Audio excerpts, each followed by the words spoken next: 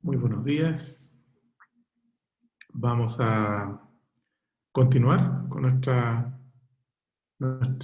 nuestro propósito en la vida. En este caso se trata de estudiar termodinámica. Y en particular, el día de hoy vamos a ver el concepto de calor y cómo se transmite, ¿no? Muy bien. Ya somos un buen número, así que vamos a...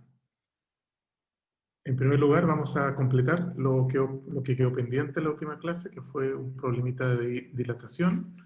Así que hacemos un breve repaso para poder... A ver si aparece esta cosa. Sí. Un breve repaso para poder resolver el problemita que habíamos planteado. ¿Ya? Así que ya saben, como siempre, cualquier duda me la pueden dejar por el chat, pero avísenme con la mano levantada para que yo esté atento. ¿Ya? Y bueno, ¿en qué, ¿de qué se trataba todo esto, no?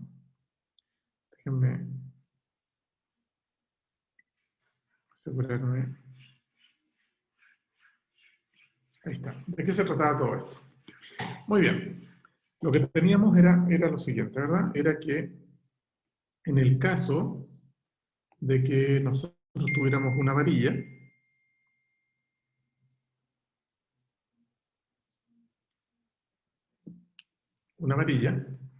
de largo L0,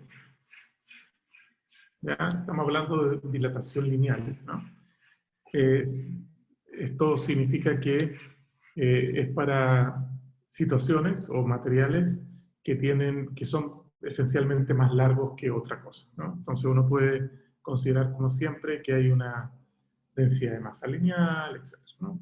Una longitud que le gana a las otras, que es larga. En este caso ahí tenemos una especie de alambre, ¿no? O una barra larga. Entonces, si nosotros le ponemos temperatura a esto, lo sometemos a cierta temperatura,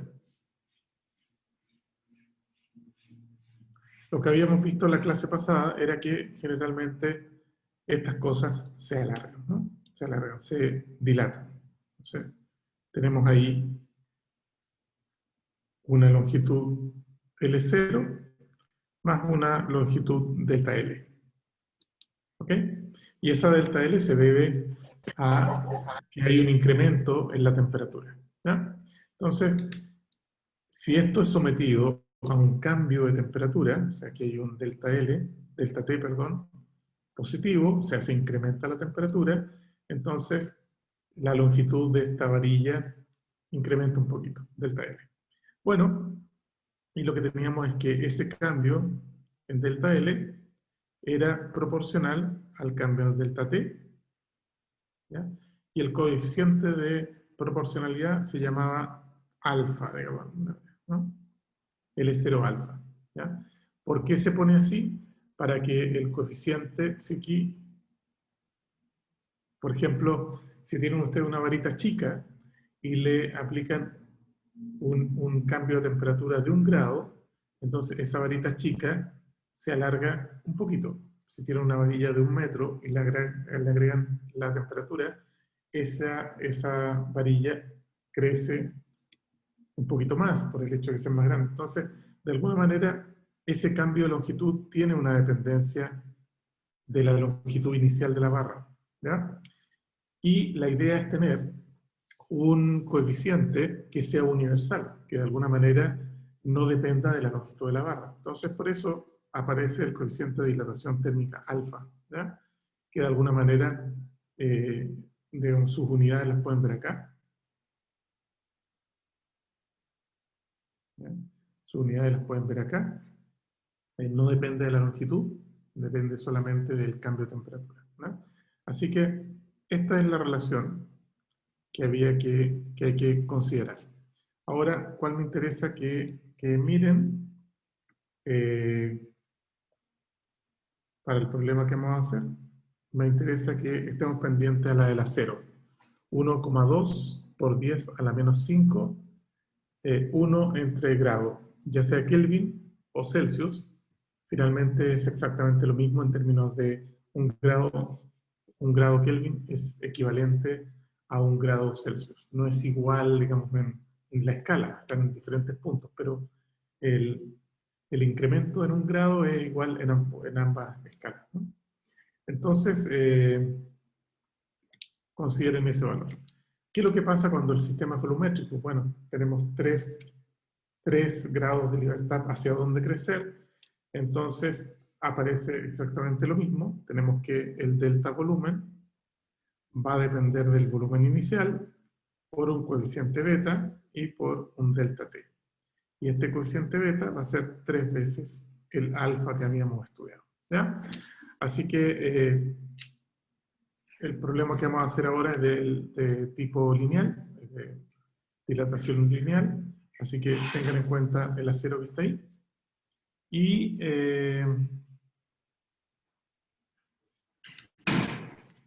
déjenme ver aquí si alguien más está esperando. Ahí. ¿Ok? Entonces, ahora sí, los invito a que revisemos el problema que teníamos pendiente. Entonces dice que los rieles de acero para trenes, en Chile ya no hay muchos trenes, lamentablemente. Lamentablemente, porque en general, si ustedes hacen una lista de los países desarrollados, se van a dar cuenta que todos esos países tienen un sistema ferroviario funcionando, ¿no? Y con altas velocidades. Bueno, Chile no, así que esa es un indicio en que lamentablemente no lo somos, ¿no? Así que los rieles de acero para trenes se tienden en segmentos de 12 metros de longitud colocados en un día de invierno a una temperatura de menos 2 grados Celsius. Ya estamos en el caso de que cuando se pusieron estos rieles se hicieron una baja temperatura, pero dice cuánto espacio se debe dejar o debe dejarse entre los rieles para que apenas se toquen en verano cuando la temperatura sea de 33 grados, que vendría a ser como la temperatura máxima, ¿no? O sea, aquí tienen un riel y aquí tendrían otro riel. Si ustedes ponen los dos trozos de acero, los ponen juntos, entonces cuando incremente la temperatura, esta cosa puede molestarse y se puede destruir, ¿no? Se puede destruir o se puede perder la linealidad de la línea recta entre los dos rieles.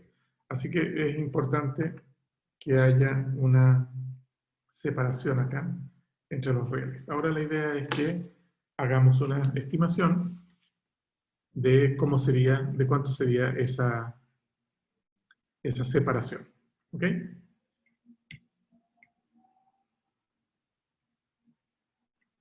Ok. Aquí había una pregunta. ¿Cuál era la dilatación lineal del acero? 1,2. Ahí está. Por 10 a la menos 5. 1 entre grado, ya sea Kelvin o Celsius, ¿ya? Pues que... ¿Ok? Importante, datos importantes a considerar. Tenemos que cada riel mide 12 metros, ¿ya? Esto mide 12 metros,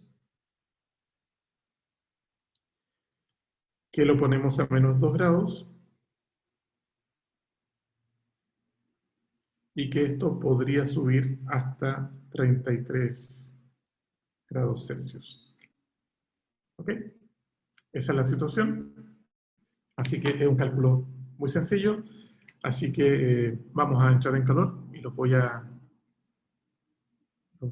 ubicar en pequeños grupos. Si es que se puede.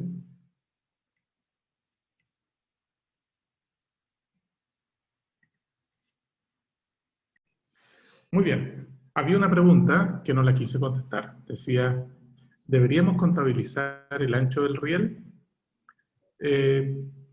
Todas las cosas que estamos haciendo son modelos, ¿no? Son modelos. El modelo de dilatación lineal funciona cuando tenemos esencialmente situaciones donde la geometría es principalmente lineal.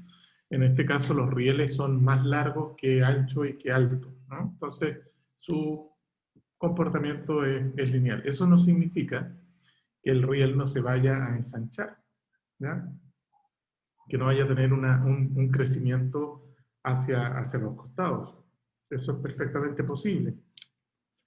Eh, pero no es un problema para nosotros, porque finalmente lo que queremos es, cuando se largue, el problema es la posibilidad que tengan de chocar. No nos interesa, se pueden ensanchar todo lo que quieran, no va a chocar con nada, ¿no? No sé si me entienden. El problema es que si quedan pegados, entonces puede sufrir una rotura si estas cosas se juntan. Ahora, supongo que se dieron cuenta que la distancia a la que tienen que estar separadas realmente es bien pequeña, ¿no? Es bien pequeña. Esos cambios de temperatura eh, no producen tanto alargamiento de parte del riel de acero, ¿no? Muy bien. En resumen, ¿verdad? Entonces, los rieles son más largos que anchos y altos, ¿ah? Así que su geometría es lineal, así que podemos usar directamente la relación de dilatación lineal, que está ahí, que es que el delta L es L0 por alfa por delta T. L0 valía 12 metros, ¿verdad? Que era la longitud original o media, ¿verdad? Que tenemos del riel. Y tenemos un coeficiente de dilatación, ¿está?, de 1,2 por 10 a la menos 5, correspondiente al acero, y tenemos un cambio en temperatura de 35 Kelvin, que es el cambio que hay entre los menos 2 Celsius y los 33 Celsius, ¿verdad? El cambio total daría 33 menos 2, 35 Kelvin. De esta manera nos daría del orden de 5 milímetros, ¿no? Medio centímetro. Pero medio centímetro es una cantidad, digamos, o sea, cuando construye los rieles o construye sí, los rieles, digamos, cuando los ponen, tienen que ponerlos separaditos esa distancia, ¿ya? Así que, ¿alguna pregunta sobre eso? Fue una duda. ¿No sería mejor decir que debería haber una distancia de 1 centímetro? Porque hay que pensar que ambos rieles se van a dilatar, tanto el riel que tengo delante como el que tengo detrás. Sí. Por eso es medio nomás. Ah, tú dices 1 centímetro acá, lo que pasa es... O sea, es que un riel se va a dilatar medio centímetro, pero no podríamos pensar que podría ser 1 centímetro porque ambos rieles se van a dilatar. ¿Ya? Ahí tenemos Porque, dos rieles. ya, ¿Ya? Ahí tenemos tres rieles. ¿Ya? Entonces, este riel de la izquierda se va a dilatar en total medio centímetro. ¿Estamos de acuerdo? A eso llegamos.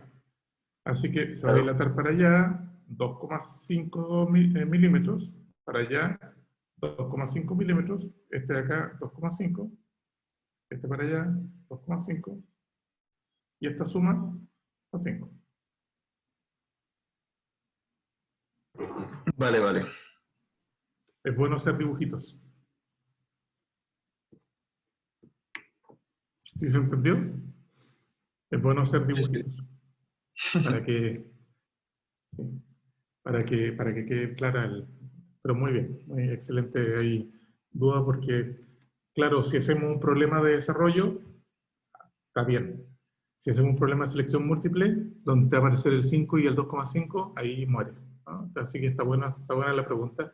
Y la recomendación es hagan un dibujito para sacarse la duda, ¿no? Cuando tengan una duda así, hagan el mono, ¿no? Siempre ayuda. Ok, calor, continuará. ¿Cuándo? Ahora. Así que vámonos a la presentación de la clase 11.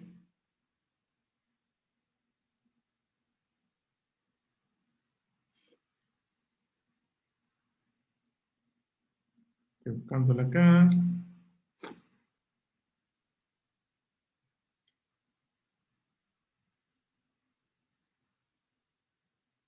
Ahí estamos. Muy bien.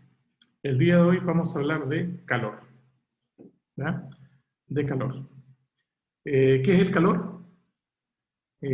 O la calor, o la calore.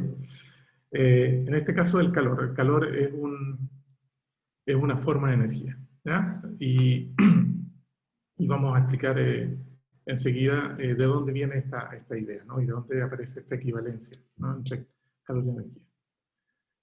Ok.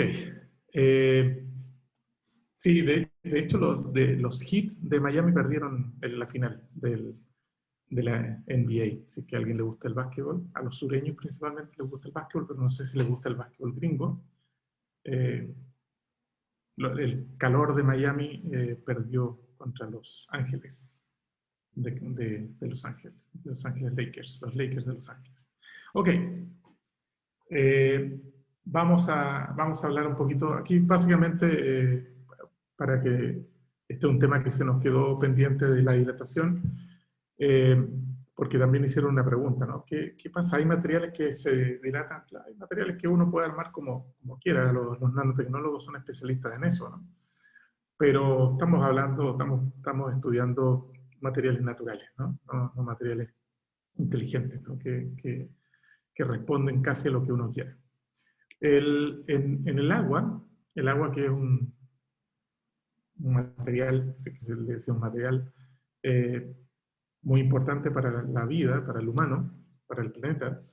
De hecho, ustedes saben que la gran pregunta era para ver si Marte iba a ser un planeta habitable, ¿no? Era descubrir si había agua ahí, ¿no? Entonces el agua es una cosa muy importante. El agua, en general, si uno mira de lejos, ¿qué pasa con el agua cuando uno va incrementando la temperatura?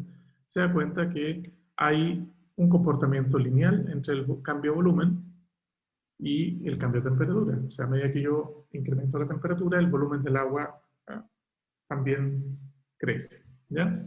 Pero si uno mira con lupa, ¿qué es lo que pasa por ahí abajo? Se dan cuenta que cuando llega a los 0 grados, perdón, cuando llega a los 4 grados y sigue uno bajando, el agua en vez de seguir contrayéndose se empieza a dilatar, ¿ya? Entonces, y esa es una de las razones por las que si uno pone un vaso con agua en la hielera o una botella de vidrio con agua cerrada, se va a quebrar. Digamos, el volumen que necesita el agua congelada es mayor que la que necesita el agua líquida, ¿ya? Entonces, él tiene un comportamiento diferente al de los materiales, el agua. Ya podemos decir que en este punto es a los 4 Celsius, ¿verdad? 4 grados Celsius, el agua tiene el menor volumen posible, ¿ya? Para la misma cantidad de masa, por lo tanto, la densidad en ese punto es máxima, ¿ya? Así que tenemos que tener cuidado nomás con el agua. Vámonos ahora con el calor, ¿ya? Y siempre aparece la discusión y la gran diferencia entre calor y temperatura. Calor es una forma de energía, ¿ya? Y la idea es que esa forma de energía, en general, se transfiere desde un material que esté más caliente hacia uno que está más frío. Cuando ustedes los ponen en contacto, entonces el calor es una cantidad de energía que se transfiere de un lado para otro para que se consiga, idealmente, el equilibrio térmico, ¿ya? O sea que todas esas propiedades mecánicas de las que hablábamos, al final ya no se muevan más, ¿ya? Digamos un equilibrio entre estas dos cosas. También hablamos de equilibrio cuando ya no hay calor que pase de un lado para otro, ¿ya? Ahora, ¿por qué es una forma de energía? Bueno, viene de estudios de Joule, donde se toma ese caso típico, ¿no?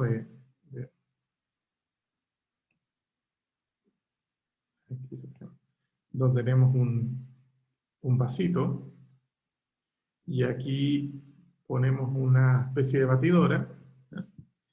Esa batidora, digamos, se mueve, hace circular el agua. O sea, aquí lo que hacemos es que estamos ingresando a este líquido trabajo mecánico, ¿verdad? Trabajo, acuérdense que es la integral de, hablando de integrales, de f punto d o f por dx, estamos en un caso que es lineal, si estamos en caso vectorial un poquito más compleja, una integral de línea, que las van a dar en mate 3, creo. ¿Ya? Entonces, al revolver, resulta que uno puede detectar aumentos de temperatura. Bueno, pero ¿qué tiene que ver eso con el calor? Bueno, que ese aumento de temperatura también lo podríamos obtener al poner el mismo vaso con fuego acá abajo. Y ahí claramente no hay, no estamos transfiriendo trabajo, sino hay una energía, digamos, térmica, ¿no? Así que este aumento de temperatura debido a un trabajo mecánico se puede también obtener a través de juntar ese vaso con algo caliente. Entonces aumenta la temperatura. Así que esa equivalencia da como resultado que esto que se transfiere para allá, que es similar a esto aquí, es una forma de energía. ¿Ok? Así que el calor es una forma de energía que se transfiere de un cuerpo de mayor temperatura a uno de menor temperatura con la finalidad de conseguir el equilibrio térmico. ¿Ya? Si no se consigue el equilibrio térmico, lo que pasa es que termina perdiéndose todo, ¿no? Se esfuma, ¿no? Ahora, la cantidad de calor, ¿ya? La cantidad de calor se mide en general en calorías. Y uno se hace la pregunta, ¿cuál es el calor necesario para incrementar la temperatura de 1 gramo de agua en 1 grado Celsius? ¿Ya? Hay una cosa técnica que es entre 14,5 y 15,5, pero para los efectos que vamos a trabajar, nosotros vamos a trabajar que esa cantidad de calor en general es constante. Para temperaturas muy altas esta cosa empieza a cambiar. Así que ahí aparece el concepto de caloría, ¿no? Entonces, una caloría es el calor necesario para incrementar en 1 grado 1 gramo de agua, ¿ya? En el caso de que usamos digamos, vemos, por ejemplo, los alimentos y vemos la etiqueta y dice que este chocolate tiene tantas calorías, en realidad lo que están hablando son kilocalorías. ¿Ya? Son kilocalorías. O sea, cuando uno dice, o cuando uno lee por ahí de que uno tiene que alimentarse con 2.000 calorías, son 2.000 kilocalorías, o sea, son 2 millones de las calorías, de estas calorías que estamos hablando acá. ¿Ok? Así que para que tengan presente ahí con sus cálculos matemáticos cuando vean productos para alimentarse. Así que veamos acá, una caloría en términos de sistema internacional equivale a 4,19 joules aproximadamente, 4,186 joules. ¿Ya? Así que esto también es una equivalencia que hay que tener en mente para los siguientes trabajos que vamos a estar haciendo acá. ¿Ok? ¿Hay alguna pregunta? Continuamos. Muy bien. Vamos a hablar del calor específico. Bueno, dependiendo del material que tengamos, así como teníamos que el agua requería 1 caloría para incrementar en 1 grado, en 1 grado 1 gramo de agua. ¿Ya? Entonces los materiales van a tener diferentes requerimientos energéticos para incrementar en 1 grado. ¿Ya? En general, ese requerimiento es lo que uno le llama calor específico, ¿ah? Que es una propiedad del material mismo. Fíjense que lo que tenemos acá. Si Q, vamos a usar la letra Q para representar el calor, ¿ya? Y la letra T para la temperatura, ya la estamos usando. Entonces, cuando queremos saber cuánto calor necesito proporcionarle, acuérdense que es energía, proporcionarle a un cuerpo para que incremente en una temperatura delta T, ¿ya? Entonces, esta relación también es lineal, ¿ya? En general, si yo le proporciono delta Q, entonces va a incrementar linealmente, aproximadamente linealmente. Ahora, eso va a depender, obviamente, no sé si es tan obvio, pero para mí es obvio, va a depender, como dice aquí, esa constante va a depender linealmente de la masa. O sea, igual como teníamos antes el L0, dependía de qué tan largo es. ¿Ah? Depende por un lado de la masa. ¿Ya? Si yo quiero incrementar la temperatura, no es lo mismo incrementar la temperatura de un litro de agua que de un mililitro de agua. ¿Ya? Así que va a depender de la masa y esta constante C minúscula que puse ahí es lo que conocemos como calor específico. ¿Ok? Así que si ustedes despejan de ahí, les aparece esta formulita muy elegante, pero que no nos dice mucho todavía, es cómo se define el calor específico. No nos dice mucho porque no la vamos a usar todavía, ¿no? Hasta que veamos ya leyes de la termodinámica. Así que por ahora, lo que tenemos que usar es, vamos a decir, mc por delta T, ¿ya? Esta relación, que va a servir eh, para calcular ese calor necesario, ¿no? Ok, eh, vamos a ver algunos valores, ¿ya? Algunos valores. Piensen ahora, si el C es chico, ¿ya? Si el C es chico, necesito mucho Q para incrementar en 1 grado. Si el C es grande, aquí es, por ejemplo, veamos aquí que esto valga 1, vamos a decir, ¿no? Que esto valga un número. Si el C es grande, entonces el delta T es chiquito. ¿Ya? ¿Okay?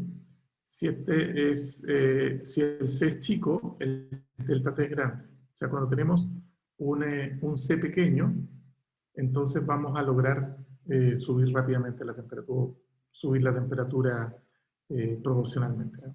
¿Ya? Así que veamos acá. Por ejemplo,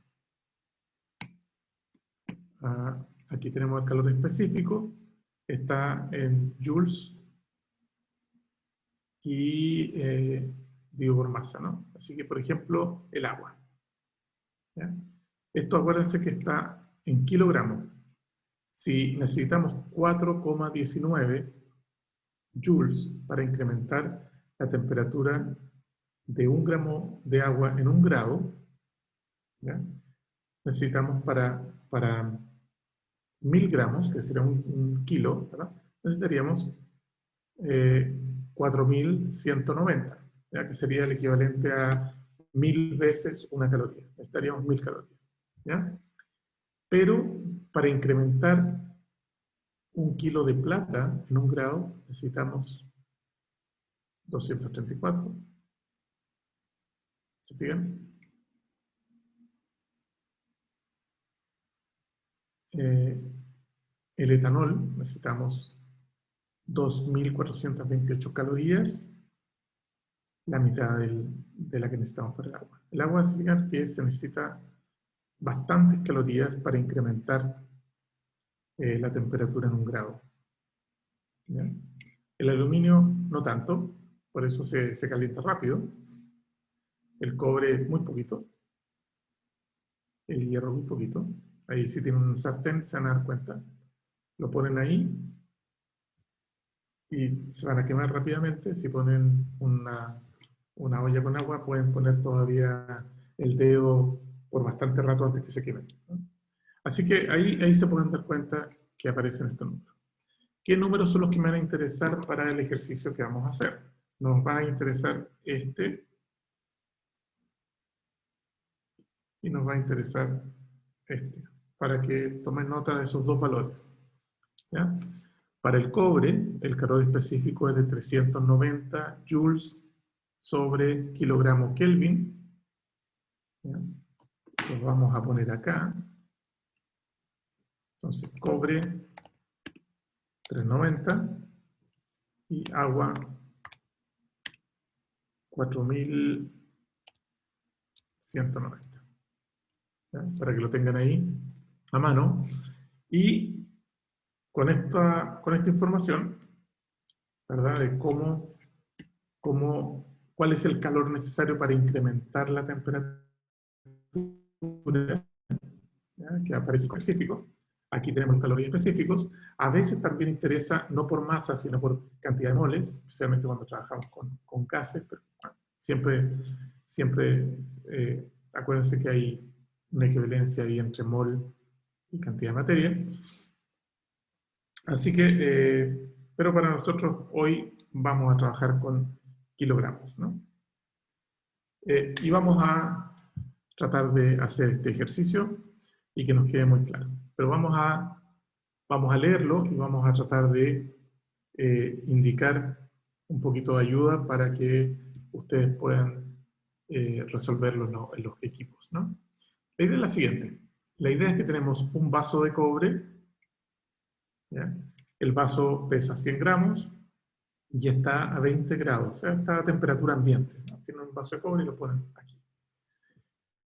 Y lo que vamos a hacer con ese vaso es que le vamos a poner 20 gramos de agua a 60 grados. ¿Ya? Así que tenemos un vaso que está a temperatura ambiente y le vamos a poner 20 gramos de agua a 60 grados. Así que aquí estamos de alguna manera poniendo en contacto dos materiales, vamos a hacerlo así, dos materiales, ¿ya? El cobre y el agua, y acá hay 60 grados inicialmente y acá hay 20 grados inicialmente, ¿ya? Entonces acuérdense que lo que es el calor es una forma de energía que se transfiere, ¿ya? El calor no está almacenado, el calor se transfiere desde un cuerpo de alta temperatura a uno de menor temperatura, ¿ya? Así que de acuerdo a lo que hemos estudiado, el calor debería ir desde el agua hacia el cobre. Y eso se lo pueden imaginar ustedes. Ustedes toman un vaso metálico y le ponen agua caliente y rápidamente, ¿verdad? En muy poco tiempo, el vaso se va a calentar, ¿ya? Y de hecho se podrían quemar si es que es muy alta la temperatura del agua que le van a poner, ¿ya? Esos son los vasos malos que se van a enfriar muy rápidamente. Va a enfriar el líquido muy rápidamente porque efectivamente lo que hace es que al traspasar calor desde el agua hacia el vaso, va a disminuir la temperatura del agua, va a incrementar la temperatura del vaso. Y al final van a estar tomando un café frío, ¿ya? Así que aquí la pregunta es, ¿cuál es la temperatura que alcanza el sistema en el equilibrio? ¿Ya? O sea, inicialmente, vamos a decir aquí agua, vamos de 100, perdón, de 60,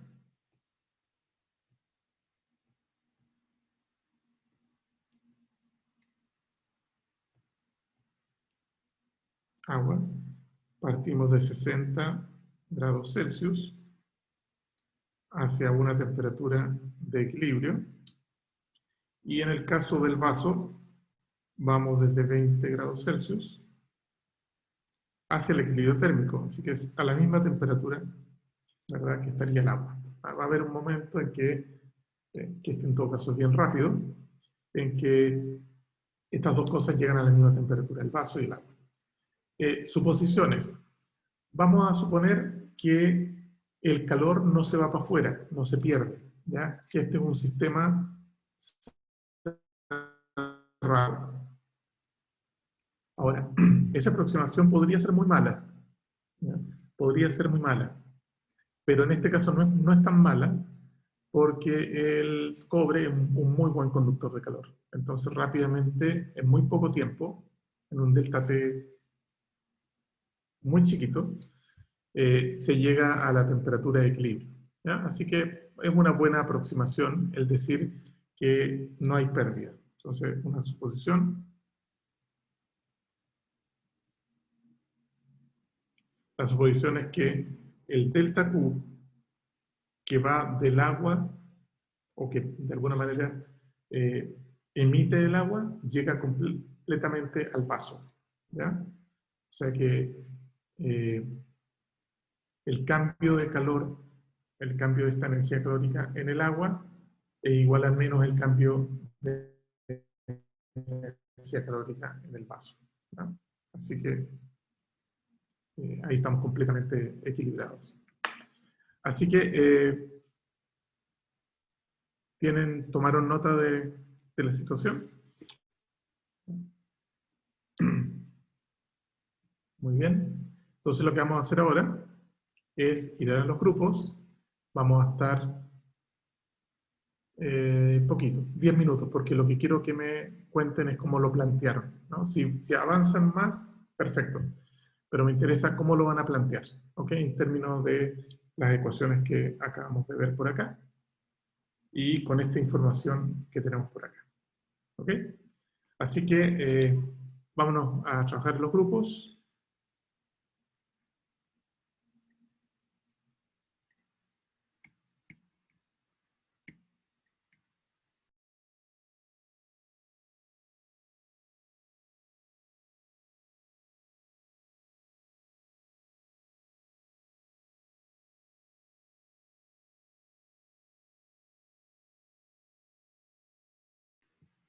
En resumen, entonces,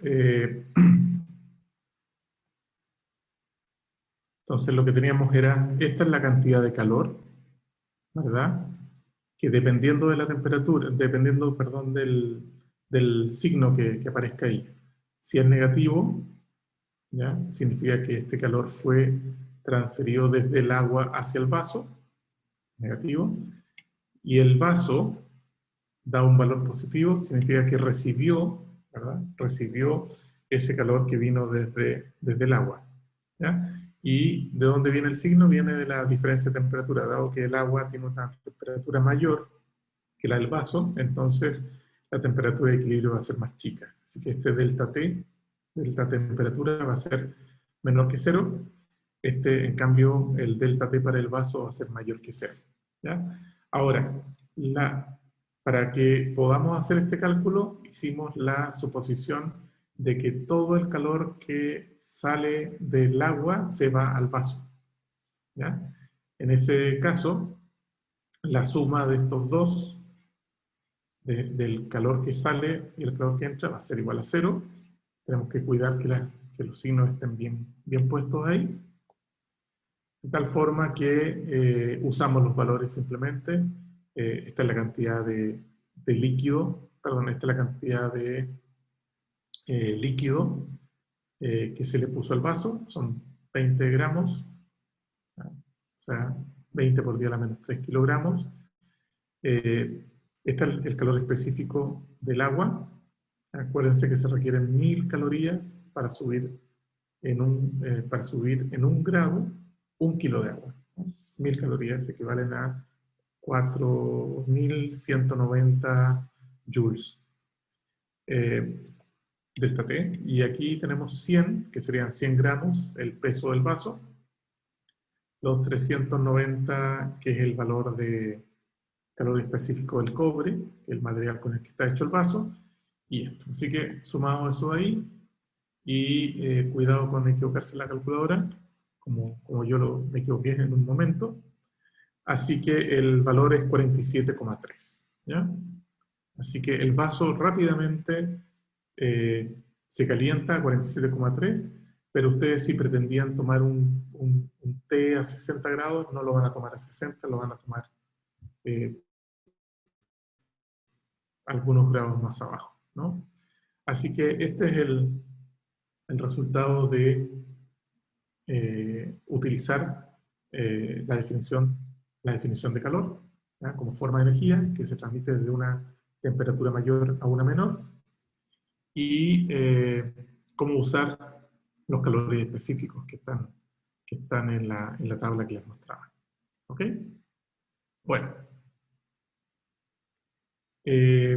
Sin embargo, no siempre pasa que cuando ustedes pasan calor, aumente la temperatura. ¿Ya? No siempre pasa eso. Así que a veces pasa cosas que a cierta presión, con cierta temperatura, hay cambios de fase. ¿Qué significa cambios de fase? Significa que, bueno, que son las fases. Las fases son los estados específicos de la materia, como sólido, líquido, gas, que son los más conocidos. Hay otros cambios de fase que cuando sean ya un poco más grandes van a estudiar, que son de segundo orden, que tienen que ver con otras propiedades macroscópicas de los materiales.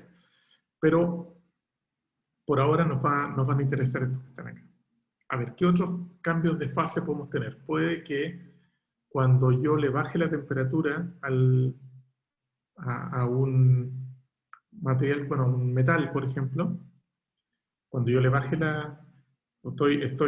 aquí me están soplando, un compañero de ustedes, así que cuando ustedes bajan la temperatura de un metal, llega a una temperatura que es bastante baja, en que el metal, que es un conductor, se transforma en un superconductor.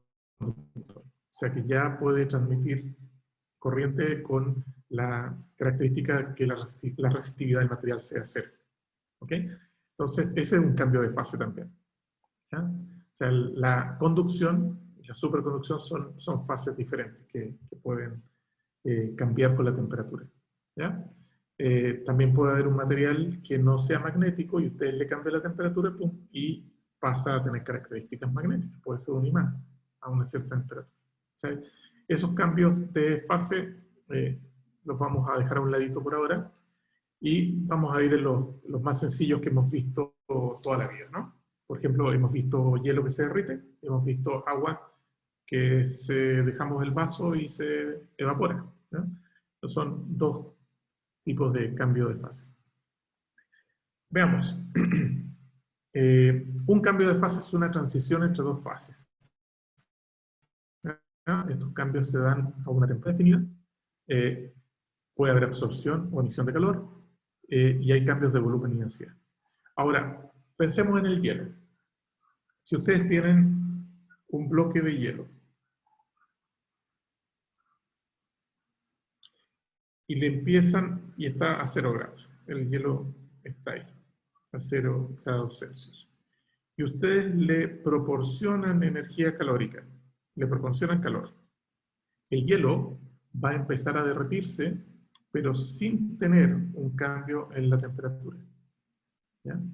Hasta que se derrita completamente, va a empezar a incrementar la temperatura. O sea, cuando ustedes pasan de hielo a agua, este cambio de fase se hace a la temperatura, en este caso, de 0 grados. ¿Ok? Luego, si ustedes tienen agua líquida,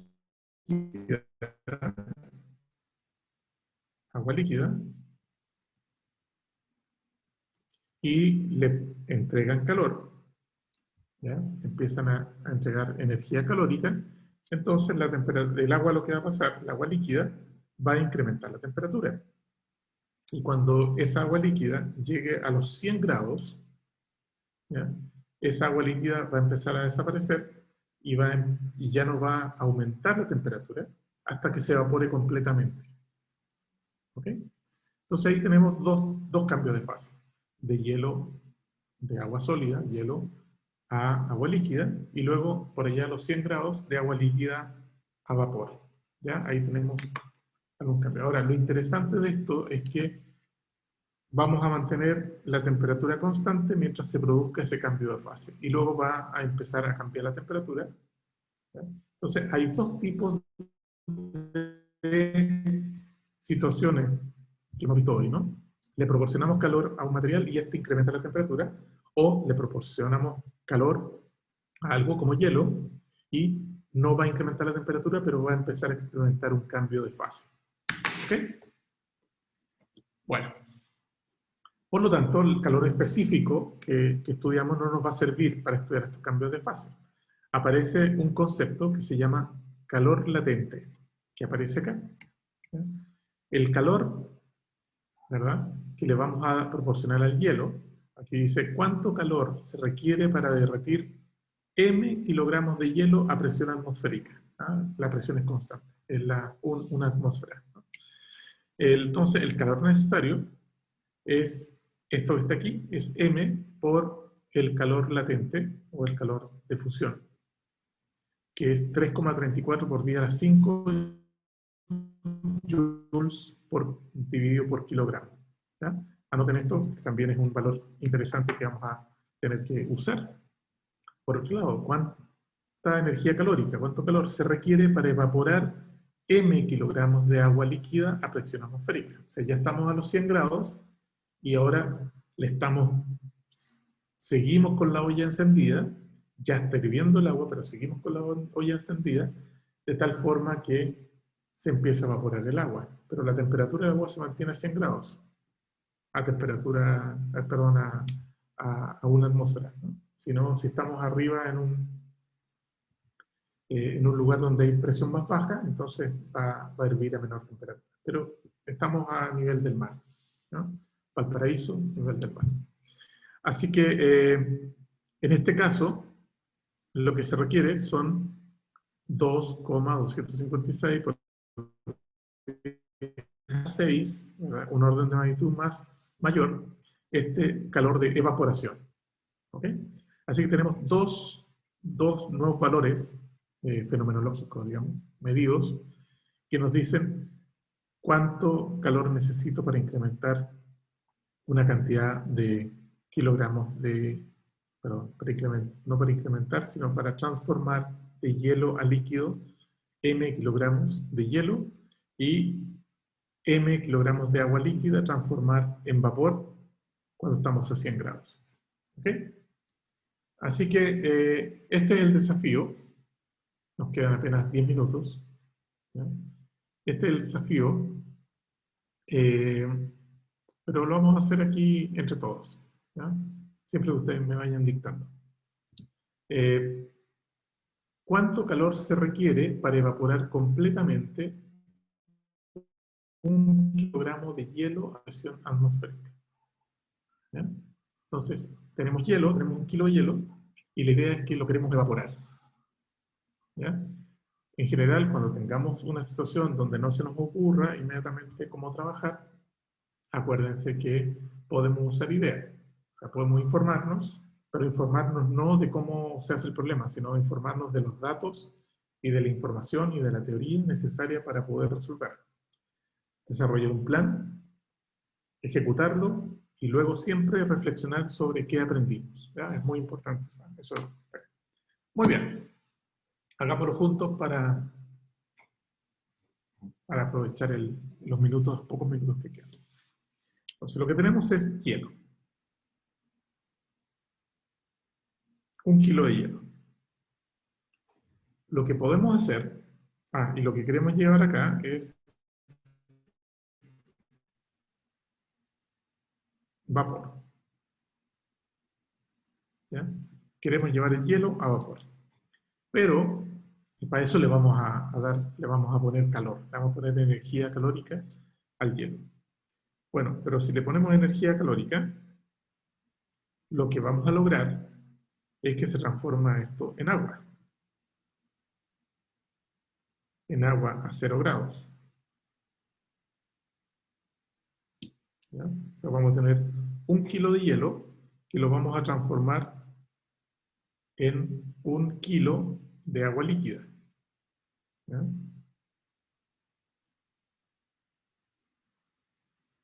Bueno, qué más tenemos que hacer?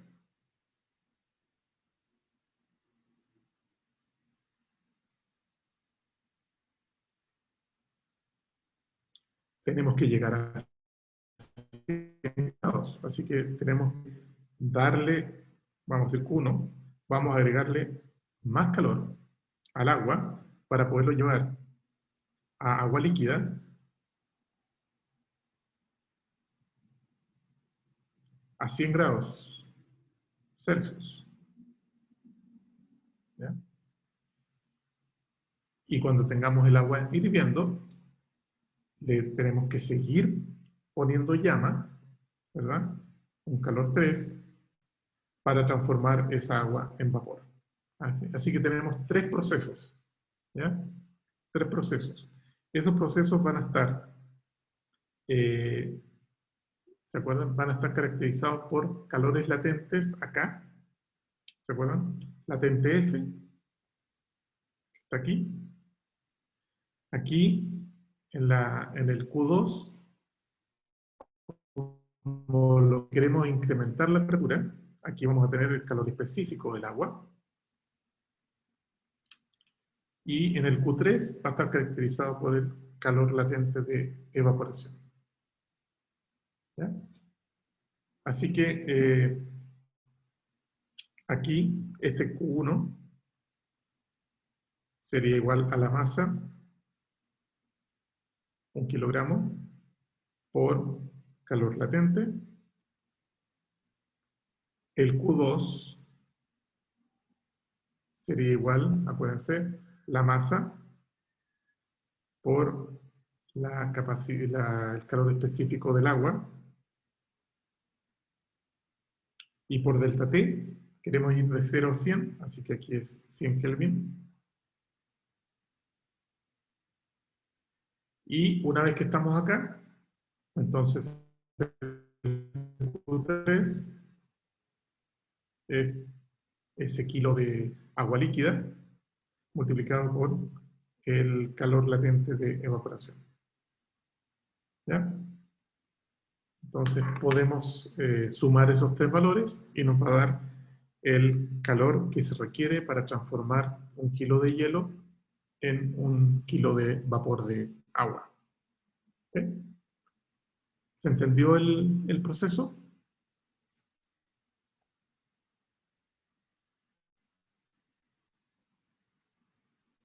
¿Ya? ¿Uno entendió? ¿Qué pasa con los otros 11?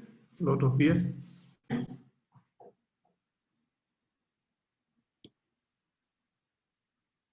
¿Sí? ¿Por qué más o menos?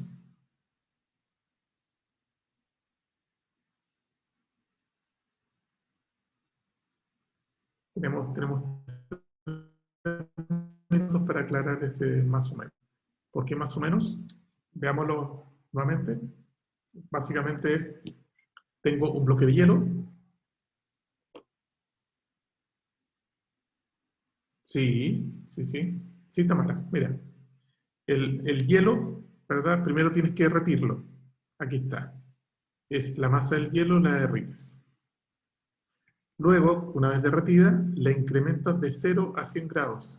Pero ya no usamos calor latente. El calor latente es el calor que requieres para hacer un cambio de fase. ¿Ya? Aquí entonces el Q2 es el calor que tú necesitas para transformar ese litro de agua a 0 grados, de 0 grados, por eso es masa, es 1 kilo, calor específico del agua, y este es el delta temperatura, o sea, 100 grados menos 0 grados. Así que este es eso para cambiar la temperatura, para subirla de 0 a 100. ¿Sí? Y finalmente el Q3, aquí ya no le cambia la temperatura, aquí lo que hace es que transformas la masa en vapor. ¿Ya? Son formas diferentes de... O sea, no siempre que tú le entregas calor a una cantidad, eso va a subir de temperatura. Si no sube de temperatura, a lo mejor lo que está pasando es que se está derritiendo el metal, ¿no? ¿Ya? Si ustedes tienen el cobre y le empiezan a entregar calor, calor, calor, se va a calentar, se va a calentar, se va a calentar, y va a llegar un momento, a su temperatura de fusión, en que va a empezar a derretirse, ¿ya? Se va a empezar a fundir. El calor quedaría en joules, ¿verdad? El total quedaría en joules. Si ustedes dividen por 4,19, quedaría en calorías. ¿Ok? Perfecto. Acabó la clase, déjenme ver si queda algo. Ah, sí. Quedaba esta pero la presentación la van a tener. Quedaba ver que tenemos aquí los calores latentes. Estas son las temperaturas, ¿no? A las que se funde todo esto que está aquí. el helio no se funde. Y estos son los valores de las temperaturas de ebullición y de evaporación, el calor latente. ¿Ya? Así que estamos listos. Terminamos la clase de hoy. Próxima clase, el proceso de transferencia. Ahora, ¿cómo es la difusión por material? Difusión de calor por material. ¿Ya? Vamos a ver un poquito de derivadas. ¿Ok? Así que nos vemos el miércoles. El miércoles tengo que hacer un viaje. Justo a la hora de la... Pues ya saben que estamos en fase 2, así que uno puede hacer ciertos movimientos.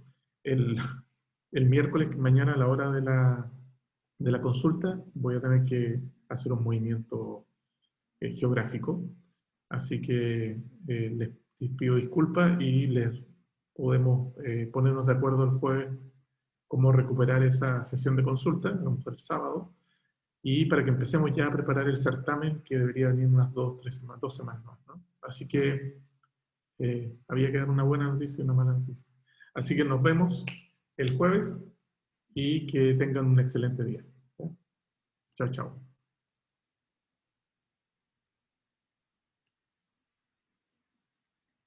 Chao, profe, nos vemos. Chao.